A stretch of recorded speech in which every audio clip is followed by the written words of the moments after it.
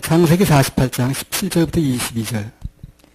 요셉이 그 아비가 우스를 에브라임의 머리에 얹은 것을 보고 기뻐하지 아니하여 아비의 손을 들어 에브라임의 머리에서 므낫세의 머리로 옮기고자 하여 그 아비에게 이르되 아버지여 그리마옵소서 이는 장자니 우스를 그 머리에 얹으소서.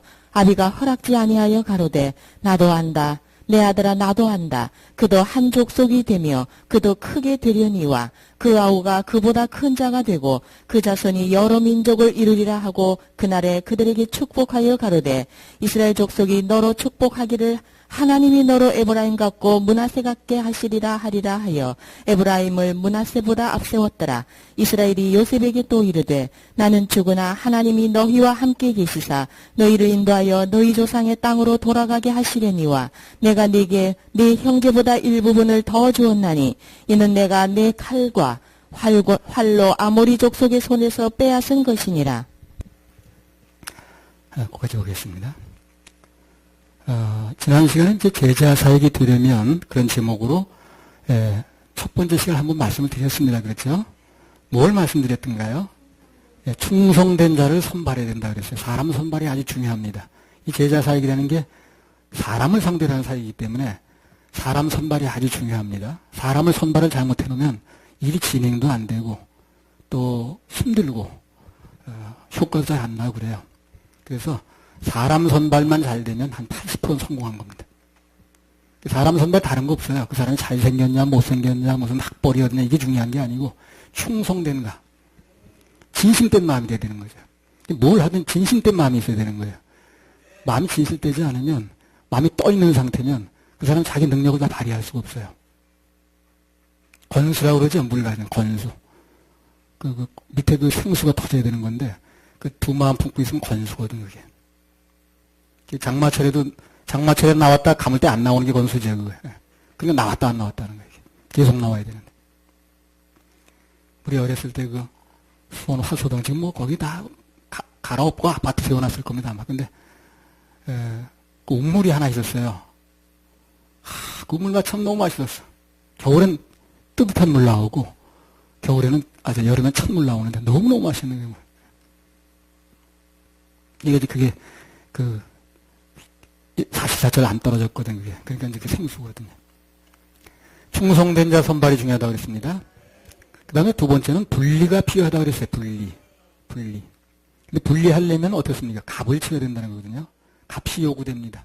이 세상 살면서 분리가 되려면 값이 요구됩니다. 근데 값이 요구되는 건 맞는데 그 길은 우리 주님께서 세상 끝날까지 함께 가시는 길이기 때문에 염려할 게 없다고 그랬습니다. 함께 가주신다고 약속하셨거든요. 제자 3년 사역하게 되면 내가 세상 끝날까지 너희와 함께 하겠다. 약속하셨습니다. 그래서 뭐 걱정할 건 없는 길이에요. 그래서 선배들도 갔고 우리도 가고 있는 것입니다. 앞으로도 그래서 가는 것입니다. 그다음에 제자 사역이 되려면 리더가 본을 보여야 되는데 특히 예배의 본이 중요하다고 그랬어요. 리더가 계속 예배 빠지고 예배 실패하면 본이 될 수가 없어요. 그리고 다른 사람 인도할 수가 없는 겁니다. 이건 뭐 누가 뭐 기다리니까 눈치 보여서 하는 게 아니고 내가 먼저 하나님 앞에 예배가 성공해야 돼요. 그래야 제자가 생길 수 있고 그 제자가 그걸 보고 다 보는 거거든. 예배에 실패하는 선생이 있을 수 없다는 거예요. 자, 제자 사역이 되려면 네 번째, 세 번째까지 말씀드렸어요 이미요. 예. 상대방에게 축복하는 마음이 있어야 돼요. 참 중요합니다. 어떻게 보면 우리가 참 진리를 사모하고 진리를 사수하고 그러다 보니까 이 마음이 좀 결여야 될 때가 있어요. 이게 우리가 좀 약했어요, 이 부분이. 무슨 미워하는 마음을 한 건 아니겠습니다만, 이제 어떤 이 사역을 하는데, 이 중추적인 역할을 하는 게 이제 상대방에 대한 사랑하는 마음입니다. 축복하는 마음에. 이 마음을 가지고 사역을 해야 되는 거예요. 이 마음이 안 되면, 나중에 깊이 들어갔다가 언젠가 자꾸만 끊어지는 거예요, 이게요. 좀 처음에는 되는 것 같은데. 이제 주님이 특별히 감동 주신 거니까요. 48장 8절 9절 다시 읽어보세요. 창세기. 이스라엘이 요셉의 아들들 보고 가로되 이들은 누구냐? 요셉이 그 아비에게 고하되 이는 하나님이 여기서 내게 주신 아들들이니이다. 아비가 가로되 그들을 이끌어 내 앞으로 나오라. 내가 그들에게 축복하리라. 축복하리라 그러죠. 기회만 있으면 축복을 하는 거예요. 야곱이. 이게 야곱의 사역이 굉장히 중요한 변화입니다. 지금. 기회만 있으면 뭘 한다고요? 축복을 하는 거예요. 기회만 있으면. 이 제자 사역이라는 게 그냥 꾸중하고 들볶아대고 막 들이치고 하는 사역이라기보다는 축복과 격려와 칭찬 속에 이루어지는 것입니다. 이게 사람이란 존재가 다 그렇거든요. 사람이란 존재가 다 이게 인격이기 때문에 감정의 동물이기 때문에 질책이나 꾸중보다는 어떻습니까? 칭찬이 잘 먹히겠죠. 예. 그래서 분명히 잘못을 자기 했어도 그걸 그냥 딱 대놓고 꾸중하는 것보다는 칭찬이나 격려를 이렇게 좀 돌려서 하게 되면 받을 만한 마음의 여유가 생기는 거죠. 거기다 또 얘기를 해야 되겠죠. 제자를 많이 얻으려면 꾸중보다는 좀 칭찬을 해가면서 또 격려해가면서 세워줘가면서 이게 이제 중요하다는 겁니다. 우리가 이런 부분을 좀 우리가 많이 이제 도입을 해야 되는 거예요. 전에 어떤 나이 많은 목사님이 인생 말년에 그런 회고를 했다고 그래요. 자기가 다시 젊은 시절로 돌아가서 이제 사역을 다시 한다면, 뭐 그럴 수는 없겠습니다만, 혹시 자기가 젊은 시절로 다시 가서 할 수 있다고 한다면, 이건 젊은 사람 들으라고 하는 얘기겠죠, 이제. 그렇다면, 성경적인 설교를 좀 하고 싶다 그러더라는 거예요, 성경적으로. 너무 이제 성경을 등한시하고, 본문에 의거한 설교를 하질 않고, 그냥 제목 설교 하려다 보니까 갖다 붙이고 본문 하나 읽어놓고 했는데, 그게 잘 후회된다. 그래서 이제는 내가 다시 한번 목회할 기회가 주어지면, 본문을 근거로 한 설교를 하고 싶다. 그런 얘기를 했고요. 그 다음에, 뭘 바쁘다 보니까 개인 경건의 시간을 많이 못 가졌는데 그걸 좀 많이 갖도록 하겠다. 그 다음에 가족과 시간을 많이 못 가졌는데 가족과 시간을 많이 좀 갖도록 하겠다 하는 얘기를 했다고 그래요. 그리고 마지막으로 뭘 얘기를 했냐면 사랑과 축복의 사역을 하고 싶다. 그렇게 얘기를 했다고 해요. 그 사람 말에 의하면 자기가 사랑하고 축복하는 이 마음이 그 인색한 것 때문에 좀 결여되는 것 때문에 일이 안 되었던 경우가 지내놓고 보니 너무 많더라는 겁니다. 그게. 처음부터 다시 시작한다면 사랑과 축복의 사역을 하겠다. 그런 말을 했다는 거예요. 우리가 믿는 예수님의 사랑은 어떻습니까? 우주를 초월한 사랑입니다. 그분의 사랑은요. 그걸 이제 배경에 두고 하는 거예요. 그분이요. 그분의 사랑은요. 누구나 끌어안는 사역이고 배척하는 사역이 아니라 하늘과 땅에 예수님의 사랑이 안 미치는 곳이 없어요. 이 산천초목도 다 예수님 사랑 가운데 사는 겁니다. 햇빛을 내려주시고 비를 내려주시고 공기를 믿거나 말거나 그런 겁니다. 하나님의 사랑은 국가도 없고 국경도 없어요. 흑인 백인도 없습니다. 남녀노소도 없습니다. 다 초월하는 거예요. 그 마태복음 8장에 보면 예수님께서 누굴 고쳐줍니까? 백부장의 종을 고쳐줘요. 그렇죠? 그 백부장이 누굽니까? 로마 군대 장교죠. 그 사람이 지금 뭐라고 하냐면 예수님이 사시는 그 조국의 이제 육신적으로 그 이스라엘의 그 식민지하러 우리 말하면 일제 침략군이 똑같은 거예요. 그 장교입니다, 거기. 그 사람 종을 고쳐줬다고 말이죠. 그러니까요, 그거 따지지 않는 거예요. 사람이 누군가를 따지지 않고, 국적이 어딘가를 따지지 않고, 그 사람이 나한테 해를 미치는 사람이야, 이익을 주는 사람, 따지지 않고, 그냥 사랑을 베푸시는 거예요. 같은 유대인 민족이 아닌데. 로마 침략국의 장교인데. 이스라엘 나라 입장에서 도저히 사랑을 베풀 수 없는 대상이거든요. 돌이 난도좀 다행이지. 관계없이 사랑을 베푸시고 은혜를 베푸시는 거예요. 요한복음 4장에 보면 또 뭐가 나옵니까? 수가 성녀인 사마리아 여인이죠. 사마리아 여인. 그거 일부러 접근하시잖아요. 그분한테. 그 사람한테. 그래가지고 복음을 다 전하고 물 달라고 이렇게 말 걸고 그러잖아요. 그러니까 그 여자가 아니 유대인 남자가 어떻게 나한테 말 거냐고 말해. 그게 상종도 안 하는 건데. 심지어는요, 바로 질러갈 수 있는 길을 돌아가요, 그 사람들은요. 그 사람 땅 안 받겠다고 그래가지고, 우리 같으면 이제 휴전선 넘어가면 될 일을 저쪽 어디, 뭐 옛날에 그렇게 갔거든요. 이북 가려면 그 바로 못 넘어가고, 알라스카와 저쪽에 돌아서 갔거든요. 그런 식으로 하는 거예요. 그러니까, 시안해가지고 유대인 남자가 어떻게 나한테 말 거냐고 그러잖아요. 상관없다는 게 예수님은요. 그러니까 예수님은 모든 걸 다 사랑의 근거에서 보는 거예요. 그러니까 유대인이든 그 사람이 사마리아이든 말을 걸 상대든 아니든 무슨 관계없다는 거죠. 로마의 장교냐 아니냐 상관없어요. 예수님 사역 전체가 사랑과 축복의 연속이라는 겁니다. 그래서 예수님 주변에 사랑에 굶주린 사람들이 모여드는 거예요. 특별히 예수님 미남자라서 모여드는 게 아니고요. 오늘도 마찬가지입니다.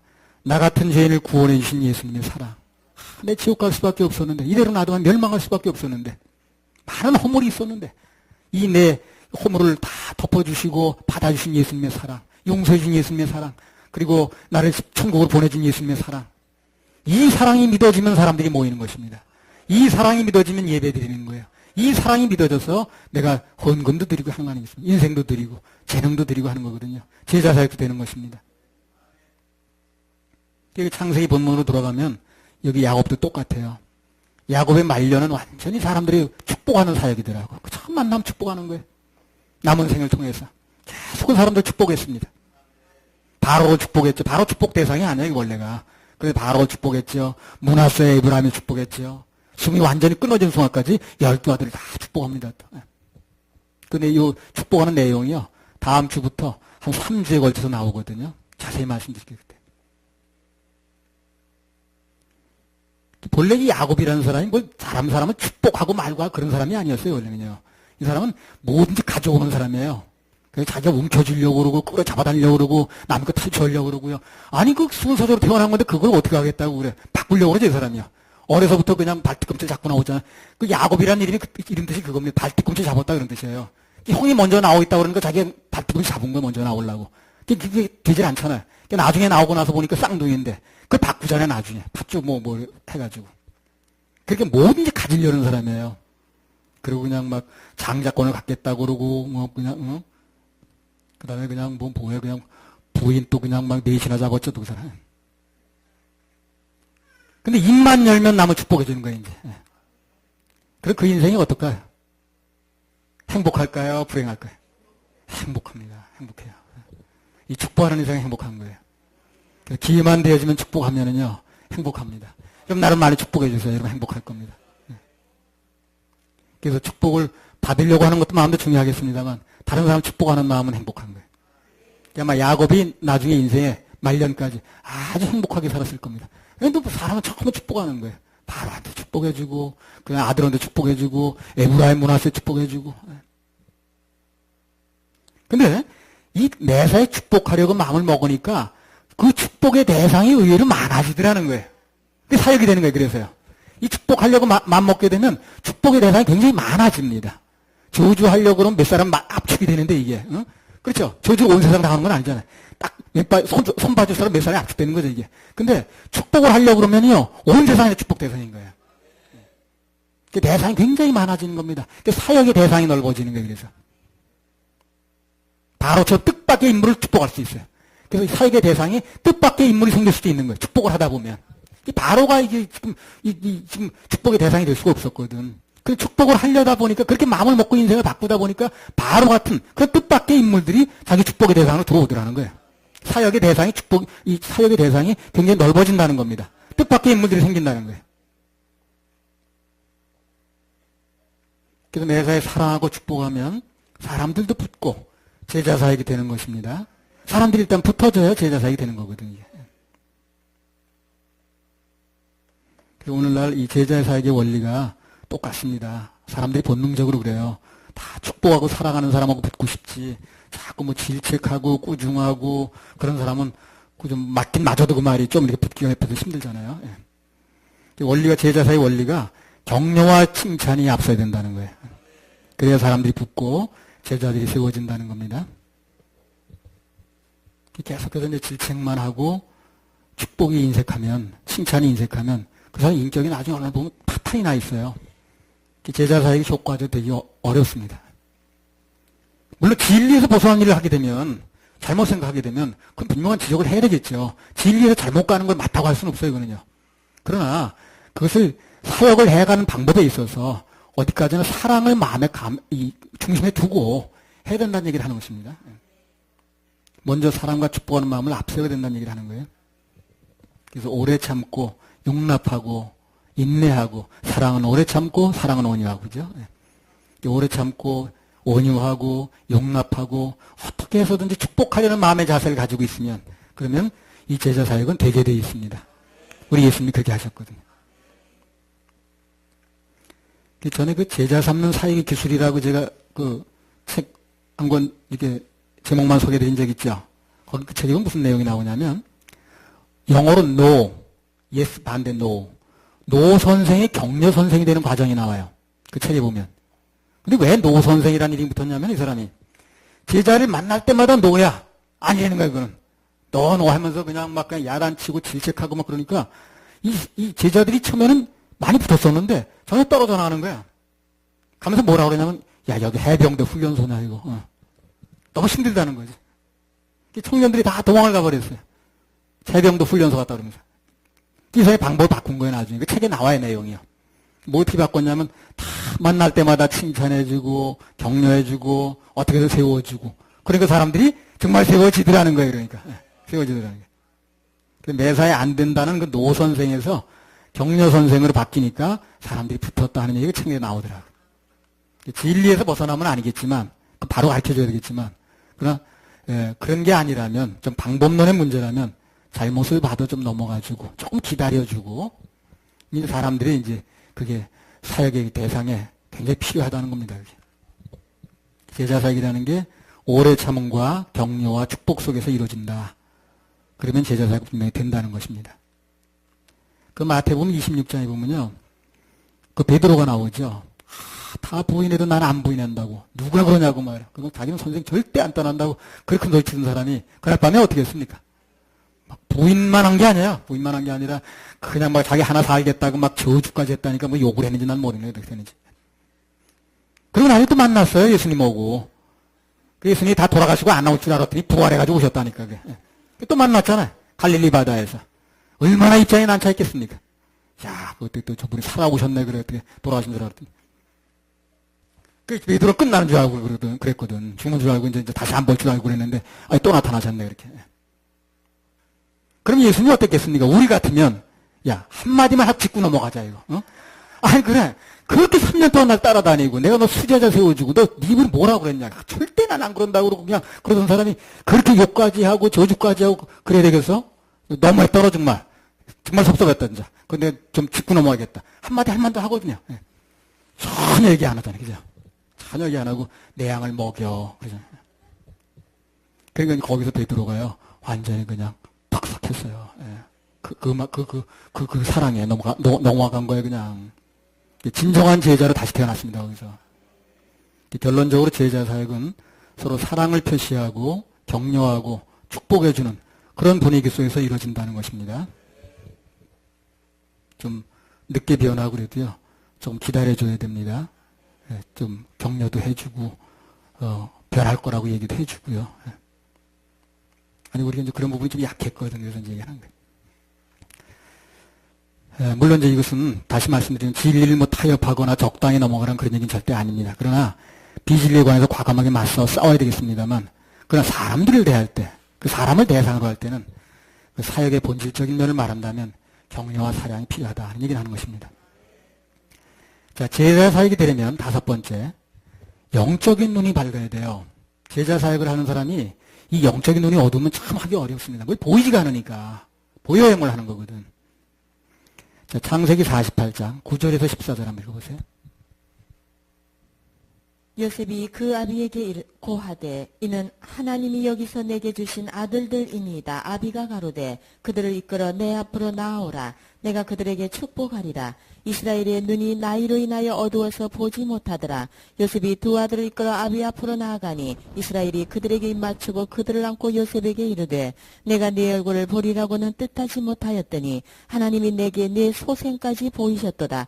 요셉이 아비 무릎 사이에서 두 아들을 물리고 땅에 엎드려 절하고 우스로는 에브라임을 이스라엘의 좌수를 향하게 하고 좌수로는 므낫세를 이스라엘의 우수를 향하게 하고 이끌어 그에게 가까이 나아가매 이스라엘이 우수를 펴서 찾아 에브라임의 머리에 얹고 좌수를 펴서 므낫세의 머리에 얹으니 므낫세는 장자라로 팔을 어긋맞게 얹었더라. 예.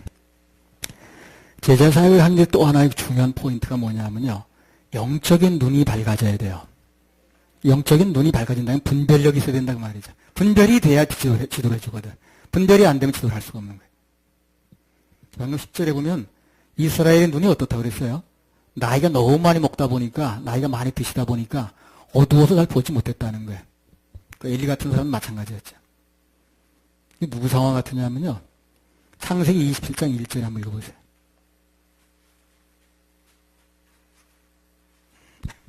이삭이 나이 많아 눈이 어두워 잘 보지 못하더니 맏아들 에서를 불러 가로되 내 아들아 하매 그가 가로되 내가 여기 있나이다 하니. 네. 그 아버지 이삭하고 비슷한 게 된 거예요. 지금. 이삭도 눈이 어두워 잘 못 보는 겁니다.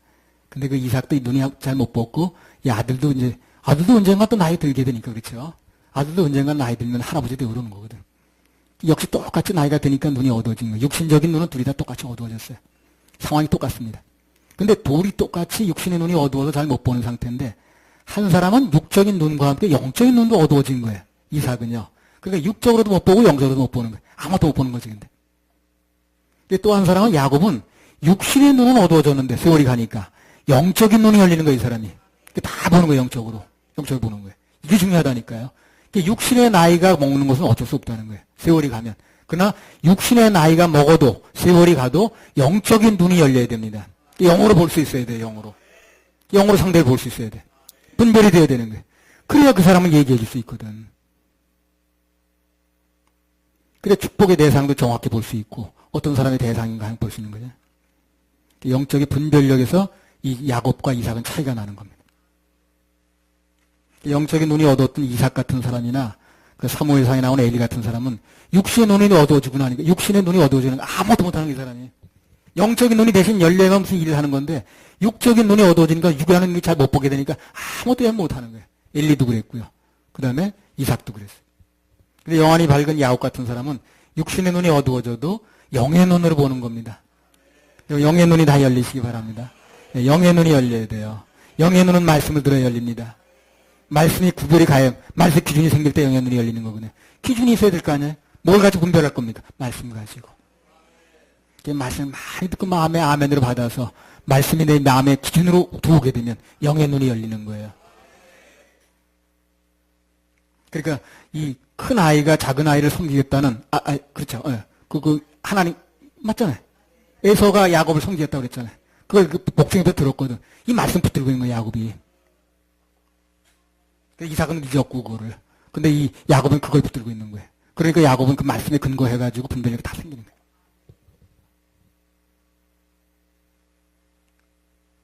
영안이 밝은 야곱 같은 사람은 육신의 눈이 어두워졌는데도 영의 눈으로 다 보는 겁니다. 영의 눈으로 볼 수 있는 게 뭐라고 그랬어요? 말씀을 근거로 보는 겁니다. 말씀이 내 속에 들어와서 분별력이 딱 생기게 되면 누가 뭐래도 말씀의 근거가 딱 분별이 되는 거거든요. 이 영의 눈으로 본다고 그래 가지고. 또 영의 눈으로 본다니까 뭐 환상이 열려가지고 뭐 불 보고 이러는 걸 얘기를 생각할까봐 말씀드려요. 요셉은 야곱의 눈이 어두워서 잘 못 보니까 아무것도 모르는 줄 알고, 이제 아까 말씀드렸죠. 아버지하고 마주보고 있는데 우수로다가 이 아버지 우수 쪽에다가 이 문화세 갖다 놓는 거예요. 그리고 이제 이쪽 왼쪽 손 쪽에다가 둘째 아들 에브람 쪽에 갖다 놓는 거죠. 그러니까 아버지가 어떻게 합니까? 이렇게 하죠. 이렇게. 그거 이제 영의 눈이 안 열렸으면 그대로 하는 거예요. 그냥 갖다 놓으니까 갖다 놓는 거예요. 근데 이 야곱은요, 눈은 얻어서 안 보이는데 영의 눈을 다 보는 거예요. 이게 어긋맞게서. 자기 생각에 그렇게 하면 자동적으로 아버지의 오른손은 여기 놔지고 문화세 위에 놔지고 그 다음에 왼손은 에브라임 손에 놔진다고 생각했거든. 근데 딱 이렇게 놓을 줄 누가 몰랐지. 이 우수가 왜 중요하냐면요. 이사야 41장 10절 한번 읽어보세요.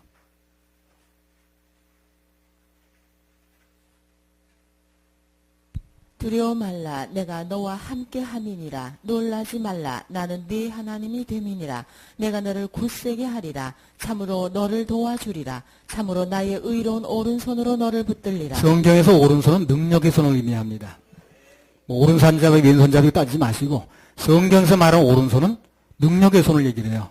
축복의 손을 얘기를 합니다. 왼손도 축복하지 않고 성경 보고 오른손을 축복하라는 거예요. 축복의 손을 의미하고 능력의 손을 의미합니다. 오른쪽에 갖다 대는 거예요. 아무튼 이 요셉이 아버지가 눈이 어두워서 잘 못 보는 줄 알고 의도적으로 갖다 붙였는데 야곱은 이것을 정확하게 알아내는 거예요. 정확하게.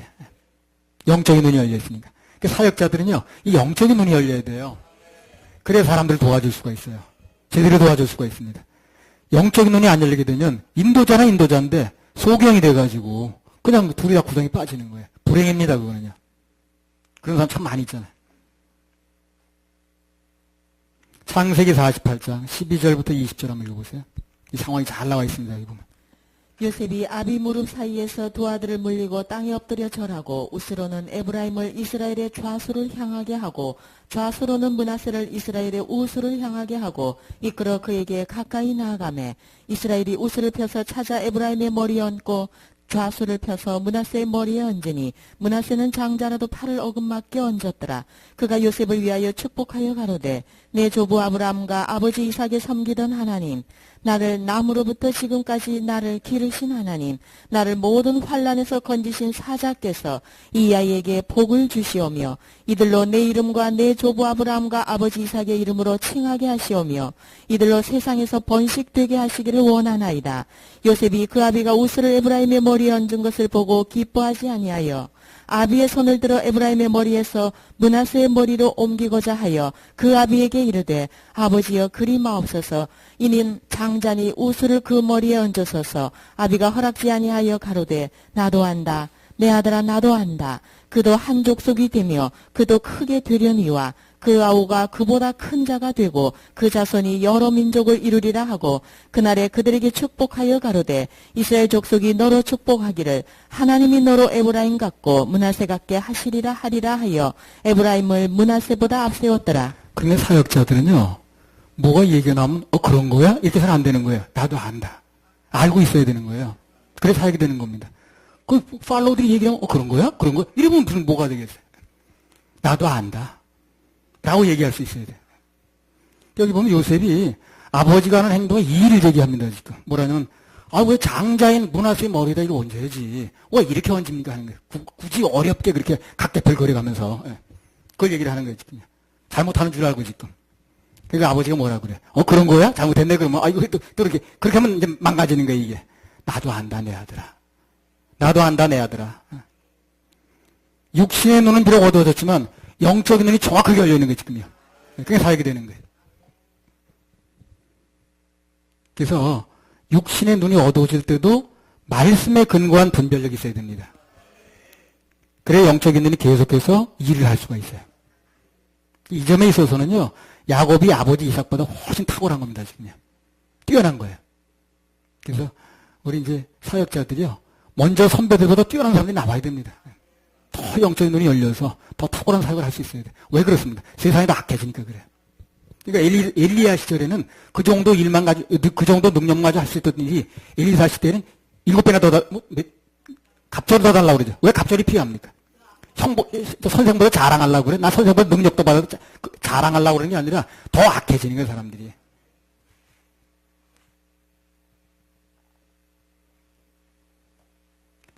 야곱은 그 인생에서 열매가 너무 주렁주렁하잖아요, 나중에 보면. 이삭은 별다른 열매가 없어요. 영적인 열매가 별로 없어요. 잘 먹고 잘 자랐다는 얘기 나오는데. 그 엘리 같은 사람은 더 형편없고. 거기서 차이가 나는 겁니다. 영적인 눈이 열렸는가. 고린도 후서 4장 16절. 그러므로 우리가 낙심하지 아니하노니 겉사람은 후패하나 우리의 속은 날로 새롭도다. 여기 바울 사도가 고백하기를 우리가 낙심하지 아니하노니 겉사람은 후패하나, 겉사람 눈에 보이는 사람은 계속 주름살 생기고 머리 빠지고 뭐 구부러지고 다 늙어간다는 거 아니겠어요? 근데 속은 날로 새롭다는 거예요. 이 영의 눈이 열리는 걸 얘기하는 거죠. 육신은 늙어도 영은 하나님 앞에서 얼마든지 새롭게 될 수 있다는 겁니다. 얼마든지. 그래서 영의 눈이 언제든지 새롭게 될 수 있기 때문에 육신이 늙어가는 것은 절대 낙심하지 않는다는 거예요. 그 육신이 늙어가면 사람 낙심하잖아요. 야, 이게 늙어가니까 병도 많이 생기고 낙심되거든. 근데 영의 눈이 밝아지니까 낙심을 안 한다는 거거든요. 영의 눈이 밝아져야 되는 거예요. 자기를 지키는 데도 중요합니다. 구원받은 사람이 전혀 열매가 없다고 한다면 원인을 이런 데서 찾을 수가 있어요. 영의 눈이 안 열리는 거예요. 육신의 눈은 밝아서 사물을 너무 잘 보는데, 육신의 눈은 너무 판단 잘하는데, 너무 똑똑한데 영의 게 안 보이는 거예요. 그러니 잘 못하는 거예요. 영의 눈이 밝아지지 않아서 그럴 경우가 많이 있다는 것입니다. 그래서 우리 영적인 눈이 어두워지지 않기 위해서는요, 더 예배 참석해서 말씀을 들어야 되고요, 개인적으로 양육을 받아야 되고요, 계속해서 갈고 닦아야 됩니다. 영의 눈이 어둡지 않게, 뭐 가림막이 생기지 않도록 해야 됩니다. 제자 사역을 하고 효과적인 열매를 맺는 데는 영적인 분별력이 절대적으로 필요하다는 거예요. 분별이 돼야 제자 사역을 할 수 있거든요. 자, 제자 사역을 하기 위해서 필요한 거 6번째입니다. 하나님의 뜻을 먼저 앞세워야 돼요. 그래 제자 사역이 돼요. 하나님의 뜻을 2차, 3차로 밀리게 되면 제자 사역은 될 수가 없어요.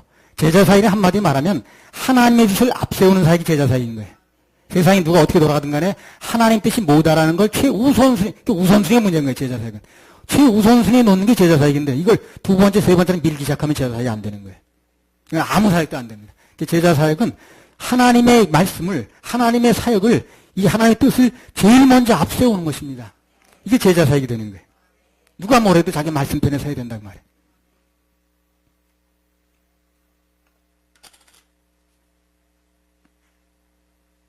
자, 창세기 48장 19절 20절 한번 읽어보세요. 아비가 허락지 아니하여 가로되 나도 안다 내 아들아 나도 안다. 그도 한 족속이 되며 그도 크게 되려니와 그 아우가 그보다 큰 자가 되고 그 자손이 여러 민족을 이루리라 하고 그날에 그들에게 축복하여 가로되 이스라엘 족속이 너로 축복하기를 하나님이 너로 에브라임 같고 므낫세 같게 하시리라 하리라 하여 에브라임을 므낫세보다 앞세웠더라. 자, 이 형 대신 동생이 축복을 받는 뒤바뀐 일이거든요, 이게요. 연속해서 4대 동안 일어나는 거예요, 이게. 4대 동안. 자, 이스마엘 대신에 어떻습니까? 이삭이 축복받았죠. 이스마엘이 형 맞죠?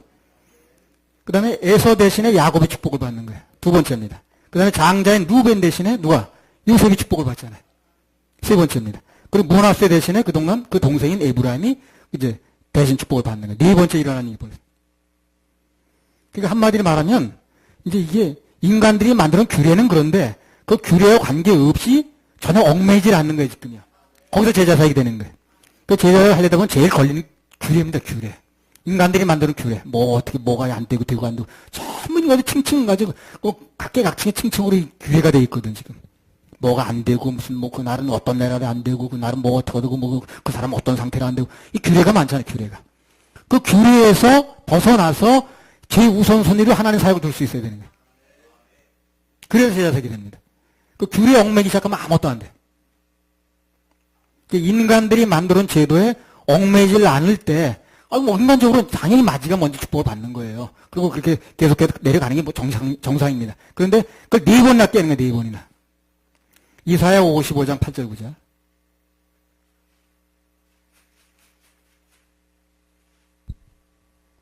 여호와의 말씀에 내 생각은 너희 생각과 다르며 내 길은 너희 길과 달라서 하늘이 땅보다 높음같이 내 길은 너희 길보다 높으며 내 생각은 너희 생각보다 높으니라. 그래요. 너희 생각과 다르며 내 생각은 내 길은 너희 길과 다르다 그랬죠.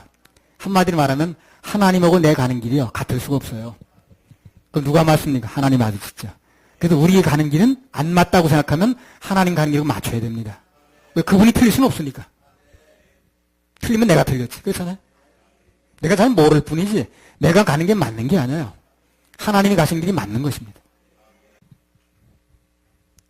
우리 하나님의 사역, 주님 제자가 되려고 그런다면, 주님 제자 사역자가 되려고 한다면 우리 생각 밖에서 일하시는 하나님을 인정해야 돼. 생각 밖에서 일하시는 하나님. 내 생각 속에 노는 분이 아니라는 게 그분이요. 그러니까 내 생각 속에 노는 분을 생각해서 내 생각하고 안 맞아. 아니야. 내 생각하고 맞아. 기야. 이렇게 하면 안 되는 거예요. 그분은 내 생각 속에 노는 분이 아니에요. 그러면 내가 하나님이지. 내 생각 밖에서 일하시는 분이라. 그래 내 생각하고 안 맞아도 아멘 할 수 있어야 되는 거예요. 그래 내 생각 밖에 일이 일어나는 거예요. 내 생각 안에 가둬놓으면 제자 사역이 되질 않습니다. 그러니까 두 사역자나 아니면 그 팔로우가 똑같이 둘이 앉아가지고 하나님의 그 계산, 내 계산 안에서 서로 하게 되면 그건 얼마 안 가서 문제가 생겨요. 그래서 적어도 사역자는, 리더자는 하나님의 생각에 맞춰서 그 상황이 안 맞아도 하나님의 생각에 맞춰서 그 생각 밖에서 일하시면 하나님 인정하고, 그 하나님 인정하고 그렇게 인도할 수 있어야 돼. 처음에는 좀 어렵다고 그러겠죠. 그래도 어떻게든 달래서라도 하나님의 생각을 맞출 수 있도록 인도를 해줘야 됩니다. 일단 생각 밖에서, 내 생각 밖에서 일하시는 하나님 인정이 됐으면 그 다음에는 그 하나님 생각에 내 뜻을 맞춰야 되겠죠. 제자 사역은 인간적인 계산하고는 관계없이 이루어져야 된다는 겁니다.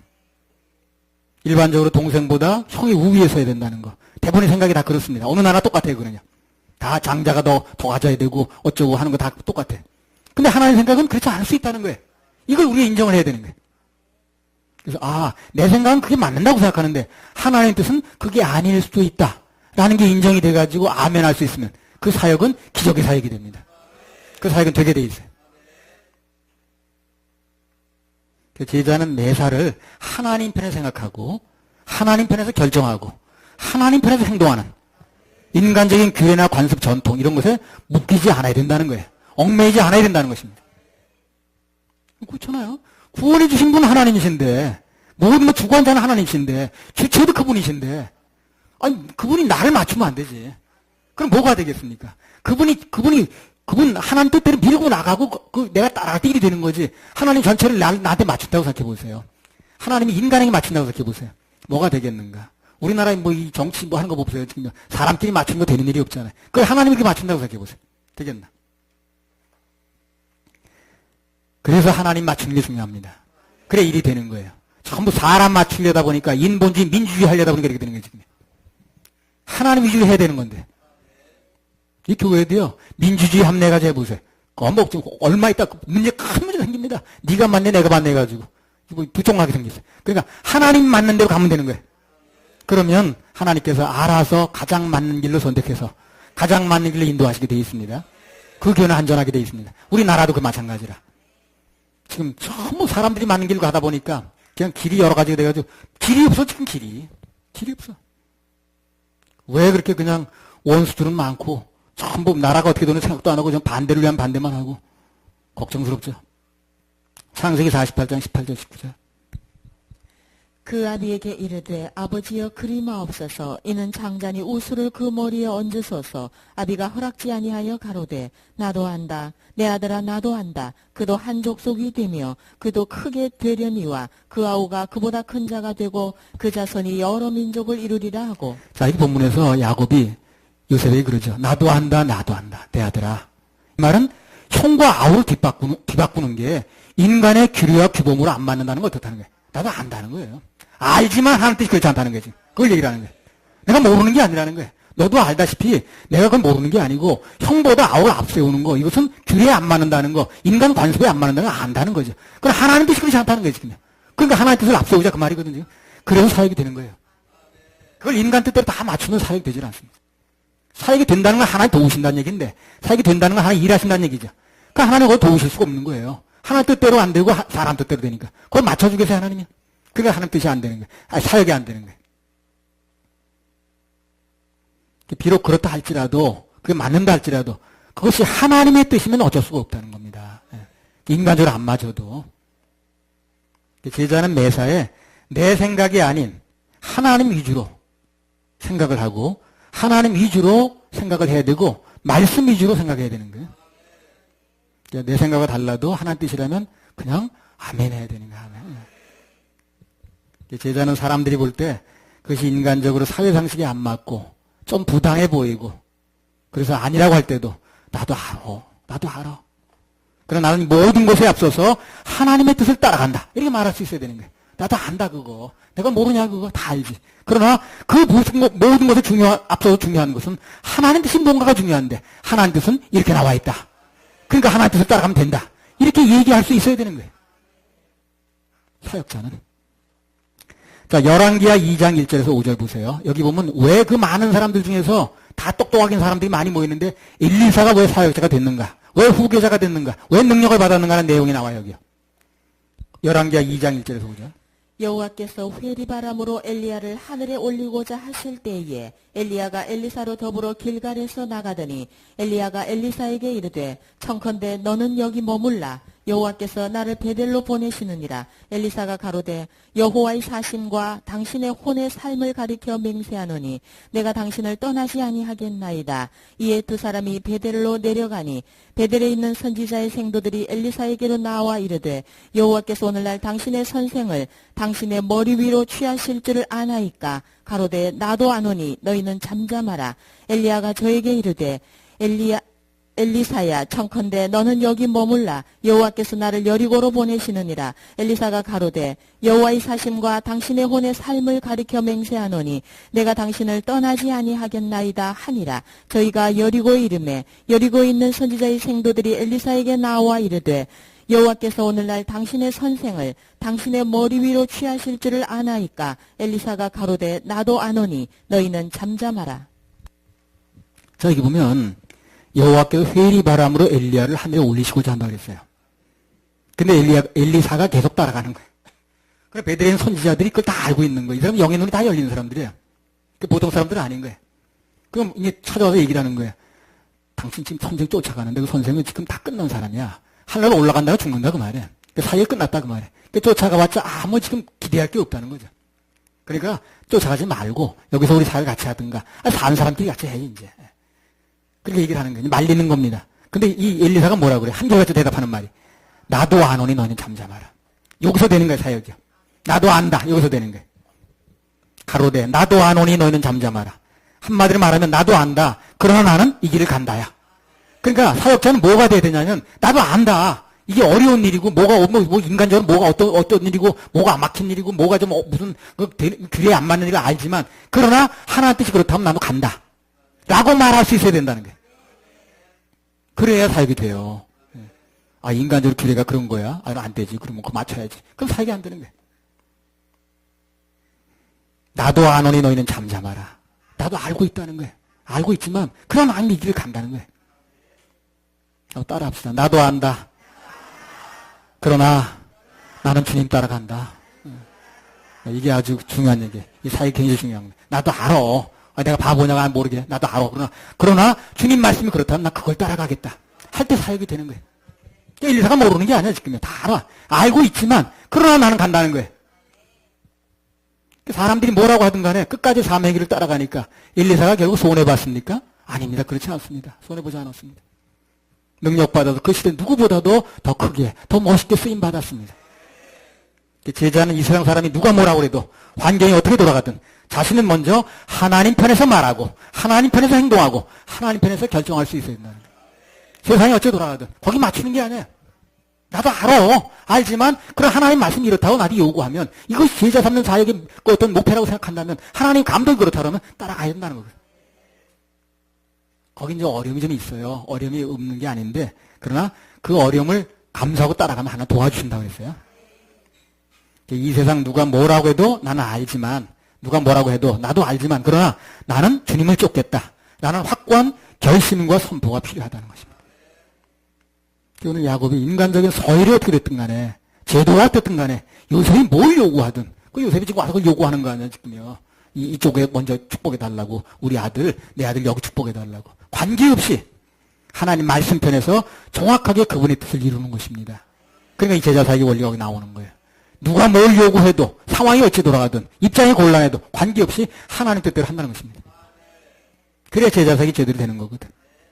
제자는 먼저 하나님의 뜻이 뭔가에 대한 분별력이 있어야 되는 거예요. 그걸 정확하게 구별하고 자기 자신이 우선 하나님 편에서 확실하게 서야 그래야 이제 인도할 수 있겠죠. 내가 우선 어느 편에 섰는가 확실하지 않으면 다른 사람은 제자 삼을 수가 없습니다. 사모본들 제대로 인도할 수가 없어요. 내가 하나님 편인가 세상 편인가 그걸 먼저 결정을 해야 돼.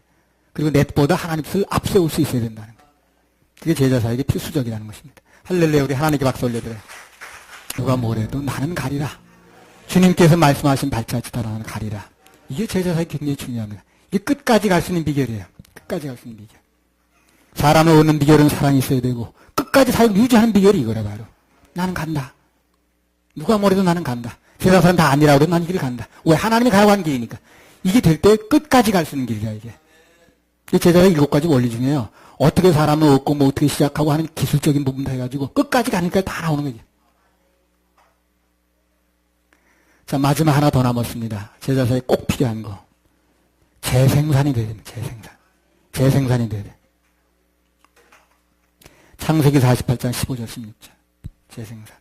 그가 요셉을 위하여 축복하여 가로되 내 조부 아브라함과 아버지 이삭에 섬기던 하나님, 나를 남으로부터 지금까지 나를 기르신 하나님, 나를 모든 환난에서 건지신 사자께서 이 아이에게 복을 주시오며 이들로 내 이름과 내 조부 아브라함과 아버지 이삭의 이름으로 칭하게 하시오며 이들로 세상에서 번식되게 하시기를 원하나이다. 21절 읽어보세요. 48장. 이스라엘이 요셉에게 또 이르되 나는 죽으나 하나님이 너희와 함께 계시사 너희를 인도하여 너희 조상의 땅으로 돌아가게 하시려니와. 그러니까 이 야곱의 일생에 있어서 자기 자신은 이게 제자사역이 된 겁니다. 근데 이제 이 제자사역은 문자가 제자가 있어야 되는 거거든. 제자가 다음 때 얘기를 하는 거거든. 그 다음 때에 대해서 얘기를 하는 거예요, 지금요. 재생산이라는 것은 제자사역에 있어서 아무리 강조해도 지나침이 없습니다. 아주 핵심적인 사역 중에 하나 재생산이에요. 재생산이 안 되면 이게 제자 사역이 연결이 안 되는 거예요. 그래서 15절과 16절, 21절에서 야곱이 자식을 위해서 말하는 이것들이 전부 다 재생산을 염두에 두는 거예요. 지금 재생산을. 먼저 15절, 16절 보면 어떻습니까? 요셉이 자기 자녀가 앞으로 어떻게 살길 바란다는 기도가 나오지 않습니까? 한번 더 읽어보세요. 15절, 16절. 뭐라고 기도하는가? 그가 요셉을 위하여 축복하여 가로되 내 조부 아브라함과 아버지 이삭에 섬기던 하나님, 나를 남으로부터 지금까지 나를 기르신 하나님, 나를 모든 환난에서 건지신 사자께서 이 아이에게 복을 주시오며 이들로 내 이름과 내 조부 아브라함과 아버지 이삭의 이름으로 칭하게 하시오며 이들로 세상에서 번식되게 하시기를 원하나이다. 자, 여기 야곱이 뭐라고 그럽니까? 자기의 영적인 후손들이 번식되게 해달라고 그래, 번식되게. 이 번식이 중요한 번식이. 번식이 굉장히 중요한 거예요. 번식되게 해달라. 그런 기도를 하죠. 이 번식이란 말이 뭡니까?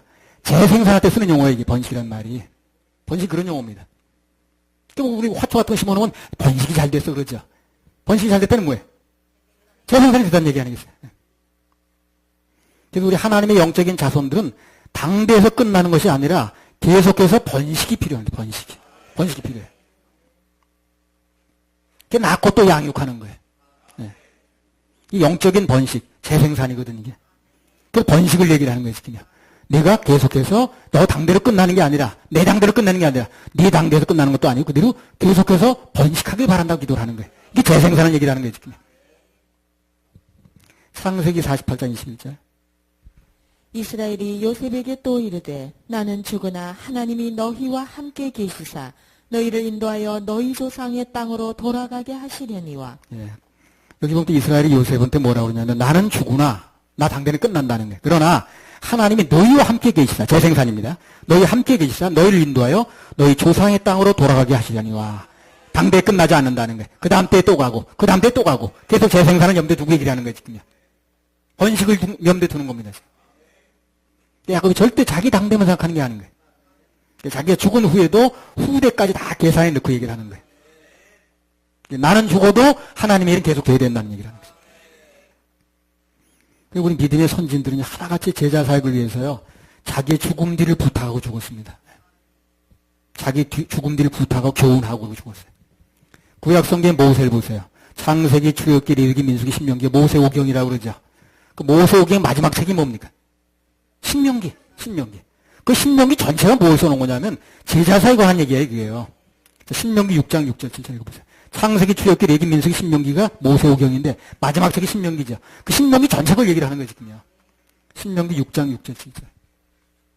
오늘날 내가 네게 명하는 이 말씀을 너는 마음에 새기고 네 자녀에게 부지런히 가르치며 집에 앉았을 때에든지 길에 행할 때에든지 누웠을 때에든지 일어날 때에든지 이 말씀을 강론할 그래요. 것이며. 언제든지 내 자녀들에게 또 가르쳐주라는 거예요. 누웠을 때든지 앉았을 때든지 밥 먹을 때든지 언제든지 기회만 나면 시간만 나면 가르쳐주라는 거예요. 그럼 그 아이가 또 언젠가 누굴 또 가르쳐준다는 거거든. 그러면 그 아이가 또 증손자라면 또 가르쳐준다는 게 이게 제자사역의 원리라 바로. 영적인 증손자가 나야 되고 영적인 고손자가 나야 되는 거예요. 우리가 이제 육신적으로도 손자도 나고 이렇게 합니다만 영적으로 똑같다는 거예요, 이게. 세월이 가면 계속 나와야 되는 거예요. 전 세대는 가도 후세대가 계속 할 수 있어야 되는 거예요. 그래서 계속해서 나 세대는 가지만 네 세대가 올 것이고 네 세대에서 또 그걸 가르쳐주면 그 다음 세대 또 한다는 얘기 아니에요? 신명기 주제가 제자사역을 얘기를 하는 거예요. 그렇죠? 맞죠? 내 자녀에게 부지런히 가르치고 또 그 자녀가 또 언젠가 누군가 또 가르쳐준다는 거 아니에요? 너만 알고 끝낼 게 아니라 네 자녀에게 부지런히 가르치라는 겁니다. 이게 바로 제자사역이에요. 우리는 기회만 되면 누군가 또 가르쳐줘야 돼요. 그 사람이 또 충성된 사람을 골라서 해주면 그 사람이 누군가 충성된 사람을 골라서 또 할 수 있게 되는 거예요. 신명기 28장 1절.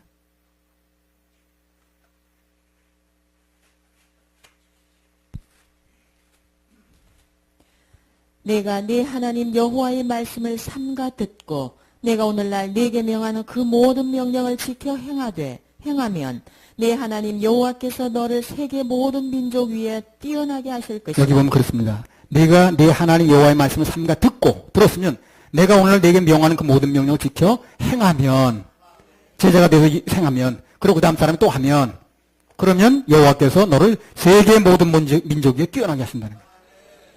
이스라엘 사람이 이거 잘 안 했어요, 근데요. 안 하고 이제 지금까지 이게 자기의 기름 들고 나온 거야. 근데 마지막에 이제 그 7년 환란 때 이 사람들이 그 눈에 띄어집니다, 그게. 아, 우리 세계를 상대로 하라고 그랬지. 우리 민족끼만 하는 게 아니지. 세계를 상대로 하라고 그랬지. 그래가지고 그 사람들이 세계를 상대로 전도를 조직하는 거예요. 그게 계시록 얘기입니다, 그게. 교회가 거기서 하는 게 아니고, 그때는. 근데 그 교회를 잘못 알아들어가지고 지금 그러는 거예요, 사람들이. 그때 눈이 떠지는 거예요, 사람들이. 아, 우리가 세계를 상대로 사역하라고 그랬지. 이걸 그 사람들이 알게 되는 거예요, 그때. 이스라엘 사람들이. 모든 민족이 뛰어난 민족이 된다고 그러거든. 하여튼 좌우지간 자기가 죽고 난 뒤에도 하나님 말씀대로 지켜 행하라는 거, 얘기를 하는 겁니다, 지금.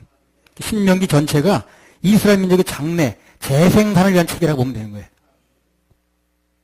그게 또 구체적으로 그 사울을 대비해서 여호수아라는 또 훌륭한 제자를 또 세워놓지 않습니까? 하나님 일이 되고 안 되고 하는 것은요, 예나 지금이나 뭐의 관건이 있냐면 제자사의 관건이 있는 거예요.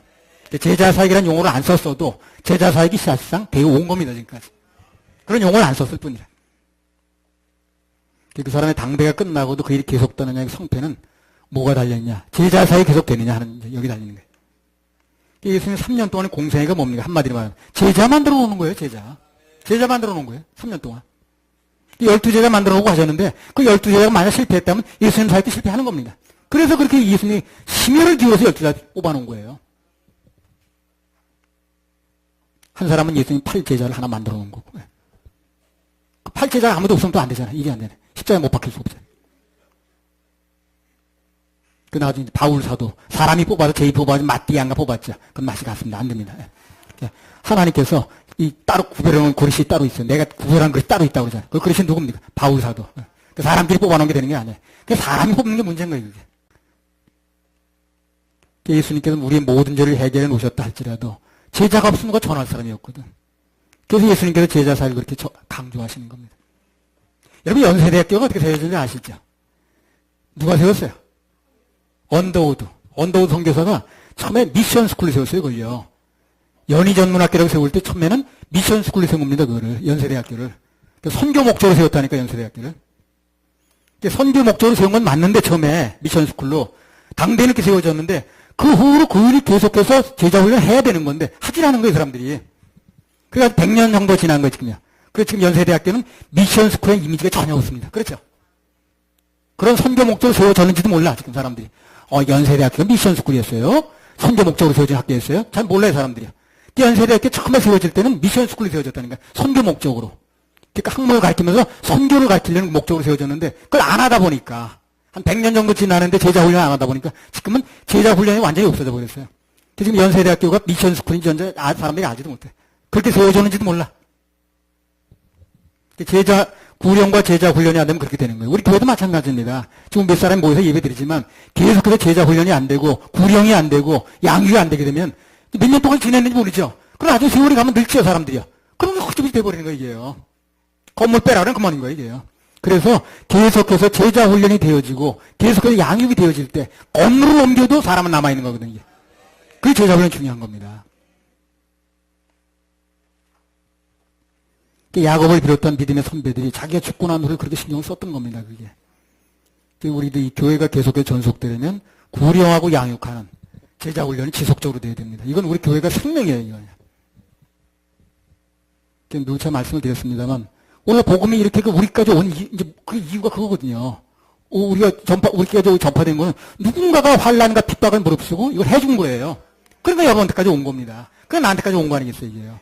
누군가 중간에 그냥 말아버렸으면 나한테 올 리가 없지, 이게. 누군가 핍박을 받고 또 그냥 죽음을 무릅쓰고 제자사역을 했기 때문에 우리에게까지 복음이 전파된 거 아니겠습니까? 제자사역이 반드시 필요한 마지막 번째는 제자사역의 최종 목적은 반드시 재생산을 염두에 둬야 된다는 것입니다. 창세기 47장과 48장을 통해서 제자사역에 대한 말씀을 이제 두 주에 걸쳐서 말씀을 드렸는데요. 마태복음 28장 19절 20절을 다시 한번 읽고 마치겠습니다. 한번 읽어보세요. 마태복음 28장 19절 20절. 그러므로 너희는 가서 모든 족속으로 제자를 삼아 아버지와 아들과 성령의 이름으로 침례를 주고 내가 너희에게 분부한 모든 것을 가르쳐 지키게 하라. 볼지어다 내가 세상 끝날까지 너희와 항상 함께 있으리라 하시니라. 이게 마지막 명령입니다. 지상명령이라고 그래요. 큰 소리로 같이 한번 합독하겠습니다. 마태복음 28장 19절 20절을 여기 한번 띄워보세요. 자, 준비되셨죠? 시작. 그러므로 너희는 가서 모든 족속으로 제자를 삼아 아버지와 아들과 성령의 이름으로 침례를 주고 내가 너에게 분부한 모든 것을 가르쳐 지키게 하라. 볼지어다 내가 세상 끝날까지 너희와 항상 함께 있으리라 하시니라. 아멘. 그래서 우리가 이 제자사를 계속하는 한 하나님께서 우리가 항상 끝까지 세상 끝날까지 함께 해주시겠다고 약속하셨어요. 믿으시기 바랍니다. 그래서 우리는 주님께서 함께 하시는 사역이니까 반드시 되는 일을 하고 있습니다. 뜬구름 잡는 일이 아니에요. 그 제자사역에 드리면 이런 주제로 7가지 대지를 말씀드렸는데, 첫 번째는 충성된 자를 선발해야 된다고. 충성되지 않은 사람은요, 아무리 좋은 걸 가르쳐도 소용이 없어요. 왜냐면 할 마음이 없는데 뭘, 그죠? 충성된 사람 뽑지 않으면 아무리 좋은 걸 가르쳐 소용이 없다니까. 할 마음 자체가 없는데 되겠어요. 할 마음이 있는 충성된 사람을 뽑는 게 중요한 거예요. 그 사람한테 계속해서 이 제자사역의 원리를 알려주면 됩니다. 세상과 분리돼야 된다고 그랬어요. 근데 그건 세상을 도피하는 게 아니고 이 세상을 살면서도 오직 마음을 주님 우선순위에 두는 거다 하는 말씀 드렸어요. 제자사역이 되려면 리더가 먼저 본을 보여야 되는데 그 본 중에 제일 중요한 게 예배의 본이라고 그랬습니다. 그리고 본 중에는 그 예배의 본 중에는 드림도 들어있습니다. 리더가 먼저 드림의 본을 드려야 돼요. 본을 보여야 됩니다. 아니 우리 리더는 11조도 안 하시네. 그럼 되겠어요. 가만히 주일정도 안 하네. 그럼 되겠어요. 제자사역이 되려면 상대를 사랑하는 마음이 필요하다고 했습니다. 이거 유지하는 비결이에요. 유지. 사람을 얻는 비결입니다. 그래서 우리 이제 이 부분이 조금 약했었는데 우리 이제 앞으로 좀 사랑의 마음을 가져가십시다. 제자사역은 사랑사역입니다. 그다음 제자사역이 되려면 영적인 눈이 밝아져야 된다고 그랬어요. 이건 말씀을 잘 들어야 된다고 그랬습니다.